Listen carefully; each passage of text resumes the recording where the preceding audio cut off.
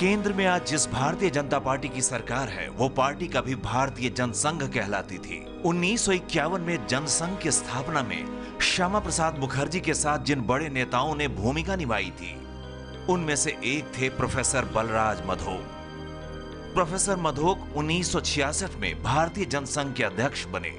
BJP की छात्र इकाई अखिल भारतीय विद्यार्थी परिषद की स्थापना की। जनसंघ और बीजेपी के बड़े नेता अटल बिहारी वाजपेयी और लाल कृष्ण आडवाणी के राजनीति में सक्रिय होने से पहले प्रोफेसर मधोक दक्षिणपंथी पार्टी जनसंघ के सबसे बड़े नेता माने जाते थे। 96 साल की उम्र में प्रोफेसर बलराज मधोक का निधन हो गया है।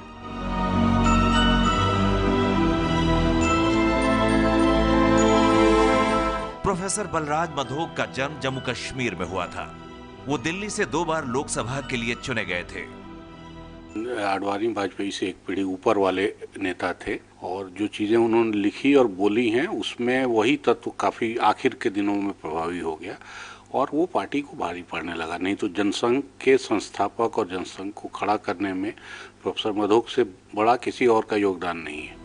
फरवरी 1973 में कानपुर में जनसंघ की राष्ट्रीय कार्यकारिणी की बैठक हुई थी। प्रोफेसर मधोक ने उस बैठक में एक नोट पेश किया था। उस नोट में प्रोफेसर मधोक ने आर्थिक नीति, बैंकों के राष्ट्रीयकरण पर जनसंघ की विचारधारा के उलट बातें कही थी। इसके अलावा मधोक ने कहा था कि जनसंघ पर आरएसएस का असर बढ़ता जा रहा है। मधोक ने संगठन मंत्रियों को हटाकर जनसंघ की कार्यप्रणाली को ज्यादा लोकतांत्रिक बनाने की मांग भी उठाई। लाल कृष्ण आडवाणी उस समय जनसंघ के राष्ट्रीय अध्यक्ष थे। आडवाणी प्रोफेसर मधोक की इन बातों से इतने नाराज हो गए कि उन्होंने मधोक को पार्टी का अनुशासन तोड़ने और पार्टी विरोधी गतिविधियों में शामिल होने की वजह से उन्हें 3 साल के लिए पार्टी से बाहर कर दिया।